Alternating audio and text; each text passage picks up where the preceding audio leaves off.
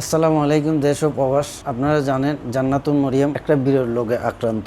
এই যে আমার মেয়ের এখানে পুরোটাই টিমার, এই যে গলার এখানে টিমার, এই যে লকগুলি উঠে যাচ্ছে, দিন দিন টিমারটা বড় হয়ে যাচ্ছে। ঠাকুরে দেখাও তো, এই যে জিব্বাটা কালো হয়ে যাচ্ছে, এখানে ছোট ছোট খুব টিমার রয়েছে। টিমারের কারণে আমার মেয়ে কিছু খাইতে পারে না, রাত্রে ঘুমাইতে পারে না, অনেক কষ্ট হয়। এটা আপনাদেরকে আগেও ভিডিওতে বলছি, অনেকবার বলা হয়েছে। এই ভিডিও দেখে আজকে এক প্রবাসী ভাই আমার মেয়ের জন্য 5,200 টাকা সাহায্য পাঠিয়েছে। তো কি করে যে ওনাকে কৃতজ্ঞতা জানাবো ওই প্রকার আমার কোনো ভাষা নেই। তো আমি ওনার জন্য আল্লাহর কাছে 5 ওয়াক্ত নামাজ পড়ে দোয়া করতেছি, এবং যারা আমার মেয়ের এই ভিডিও দেখে এই পর্যন্ত 3,50,000 টাকা প্লাস সাহায্য পাঠিয়েছেন, আপনাদের সবার জন্য দোয়া রইল। পাশাপাশি যারা আমার মেয়ের জন্য দোয়া করতেছেন, আমার মেয়ের হায়ের দান করুক, আপনারা দোয়া করছেন, আপনাদের জন্য দোয়া রইল। এবং আমার মেয়ের ভিডিওটা যারা শেয়ার করতেছেন, 1 টাকা 2 টাকা 5 টাকা নাও পারেন, আপনারা যে শেয়ার করতেছেন, আপনারা ওইখানে শেয়ার করার কারণে দানের উসিলেই আপনাদের জন্য দোয়া রইল। আর আমার মেয়ের জন্য আপনারা দোয়া করবেন যেন আমার মেয়ে দ্রুত সুস্থ হয়ে যায়। এবং চাইনাতে